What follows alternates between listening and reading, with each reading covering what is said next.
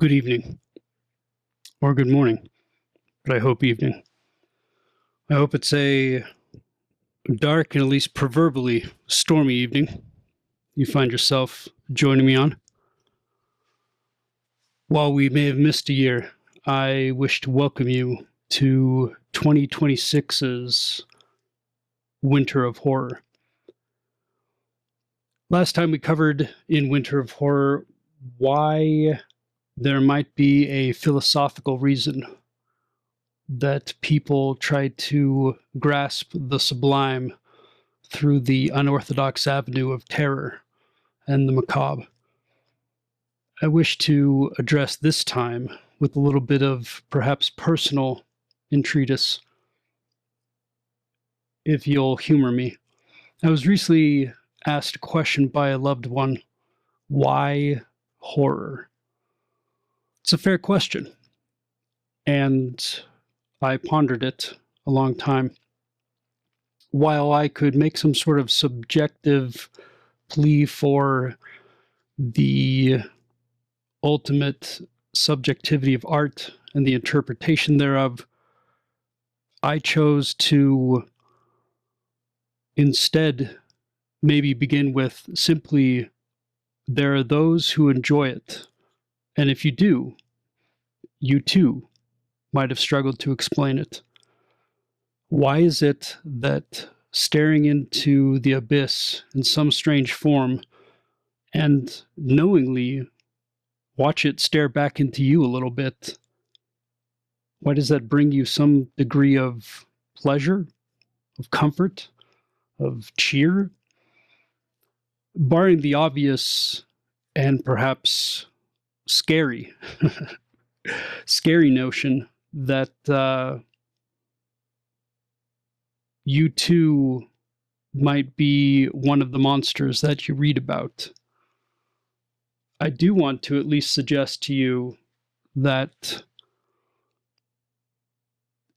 other than the memeish behavior of if you know, you know, perhaps there is something, like I ended up describing, that being able to approach life in a way that is safe sometimes is boring. Sometimes you miss something exciting. But then you may wonder, or those may posit, there are adventure stories. There are things of Lord of the Rings, right? Of hobbits and of fantasy. There are tales of romance, tales of adventure, of daring pirates, etc. So why horror? As I've come back to it, I still don't quite know how to answer.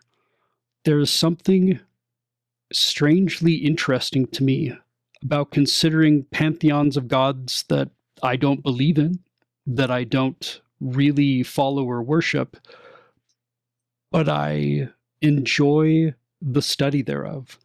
I enjoy the complexity as a writer of stories, as I've tried to weave tales throughout my life and thought about what makes tales gripping. Well, we might as well ask what makes art interesting. There are many who posit their solutions or their answers to the question, and yet the debate rages on. But for me, there is something interesting in being able to grasp at ideas that, especially if we were to comprehend them, would drive us to madness. I perhaps recently discovered some degree of, in studying Aldous Huxley, right, the writer of A Brave New World, he believed in some sort of universalism of a philosophy that there's a commonality to knowing all things. But in that also there's a danger that if you really could comprehend reality as purely objective, right? If you could see it objectively as possible, as theoretically possible, not just humanly possible or Neil Oler possible, that it would break your brain.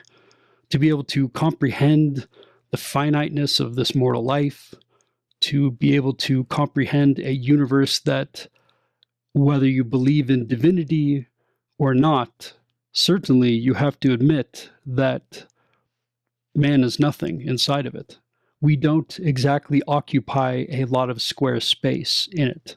Now, for those who might still be wondering, yes, I believe in all sorts of interesting religious divinity claims and such like that. But I also love to appreciate Lovecraft. I love to appreciate the macabre. I love to appreciate Edgar Allan Poe. I particularly appreciate being able to stand on the edge of the abyss. And I think in this, I find my answer of why horror.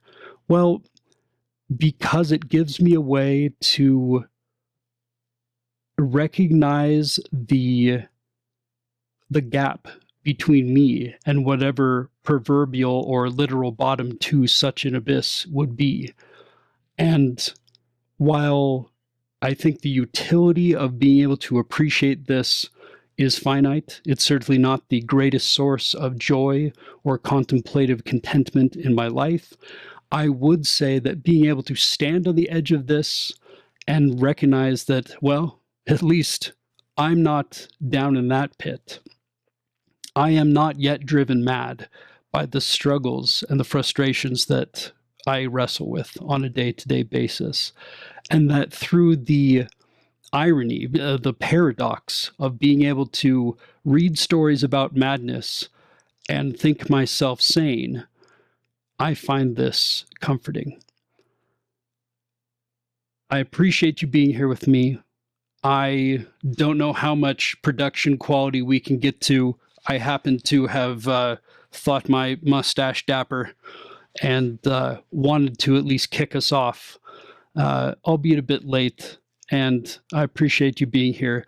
If you'd like to contribute to future episodic readings and things like this, I would love to have your help on Patreon. You can find me at Neil Oler on Patreon. And for the few of you that contribute at this time, I appreciate you. You've been long-time supporters, and I appreciate you. But with this, I want to welcome you to A Winter of Horror 2026. I'm excited to read a few stories to you and see what you think of them. They're some of my favorites. We'll catch you soon.